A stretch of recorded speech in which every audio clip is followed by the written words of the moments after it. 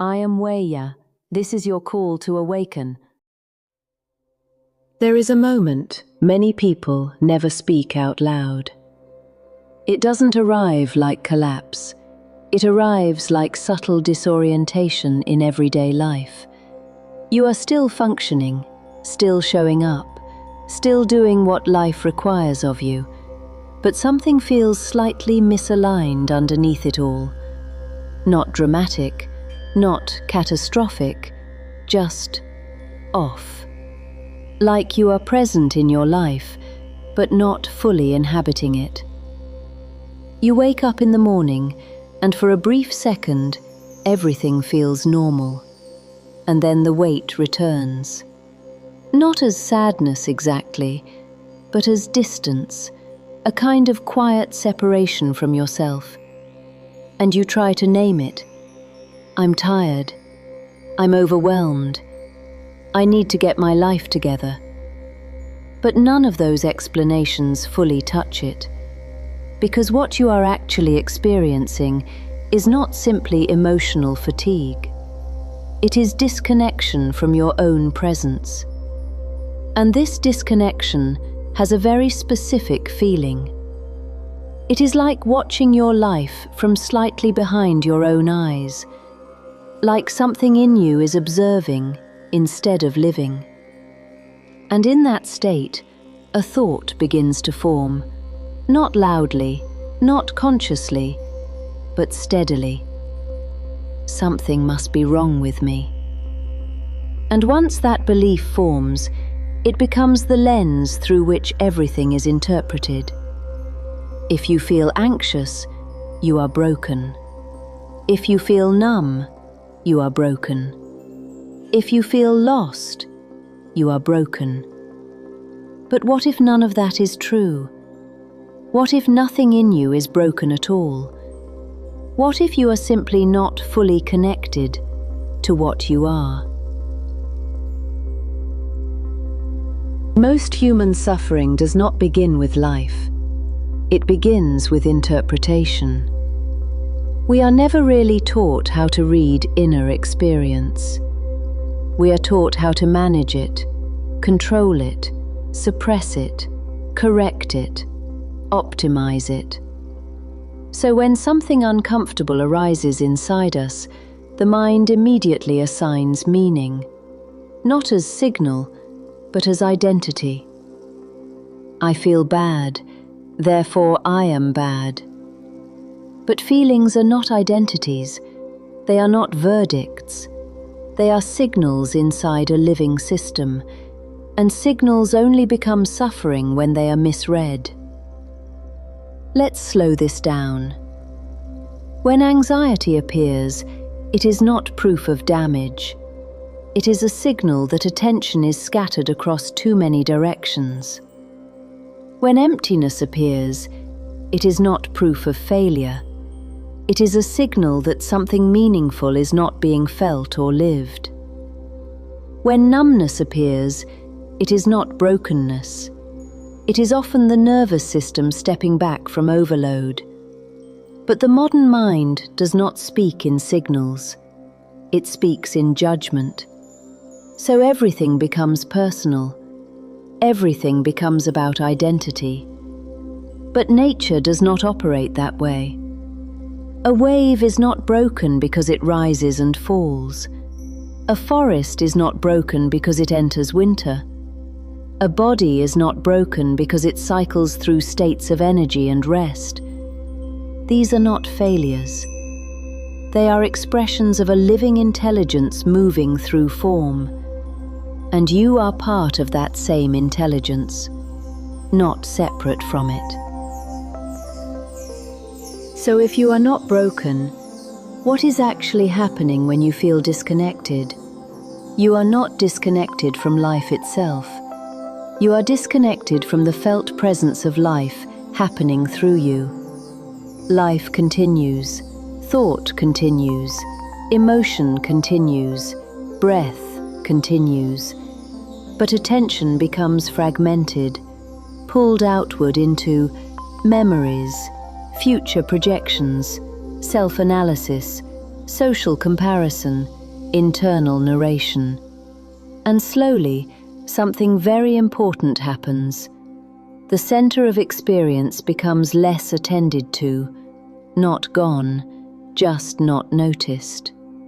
And when attention is not resting in itself, life begins to feel like it is happening to you instead of through you. This is the subtle root of suffering, not damage, but dislocation of attention from presence. In the teachings of Yeshua, this was pointed toward in a simple statement: the kingdom is within you. Not as belief, not as doctrine, but as location.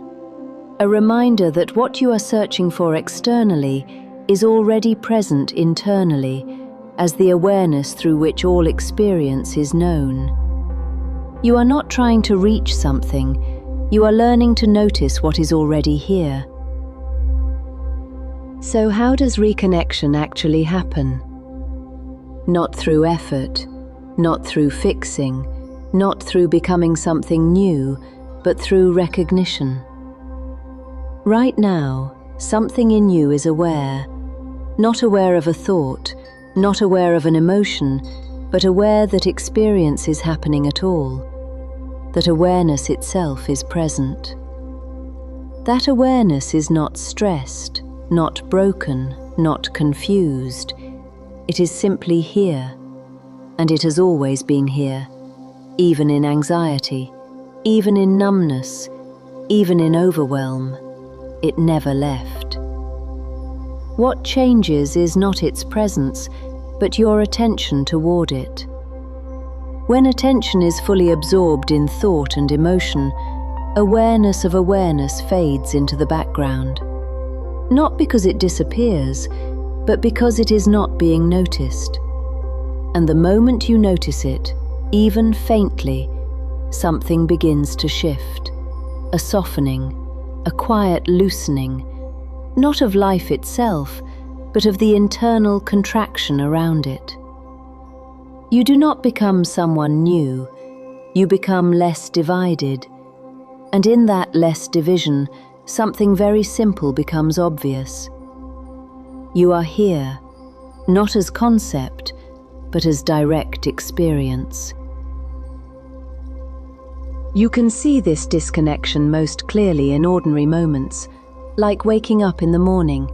Before the mind fully activates, there is a brief clarity, a sense of simply being here, and then immediately, thoughts begin to layer in. Plans, worries, identity, pressure, and the presence you just felt recedes. Or when you are scrolling through your phone, jumping from image to image, thought to thought, and afterward you pause and realize you were present, but not there. Or in conversation with someone, when you are responding correctly, but internally drifting. These are not failures.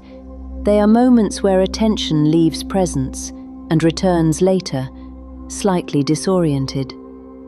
But in every one of those moments, something deeper remains untouched. The awareness that noticed all of it. That awareness is what you are, not the thoughts moving through it, not the emotions arising in it, but the field in which all of it appears. So let this become very simple now, not as philosophy, but as direct experience. Pause, and let everything remain as it is. No need to adjust anything, and just notice you are aware that you are here, not thinking about it, not trying to hold it, just recognizing it. That recognition is not effort, it is return. Now gently bring attention to your breath. No control, no manipulation, just noticing. One breath in, one breath out. And as you breathe, notice something subtle. Nothing about you needed to be fixed to do this. Nothing about you needed to be improved. You were already here, already aware, already present. So if there is anything to understand from all of this, let it be simple. You are not broken, not because life is perfect, but because brokenness was never the correct framework for understanding what is happening within you. You are not a machine that malfunctioned. You are not a problem waiting for correction. You are not a project that failed to complete itself.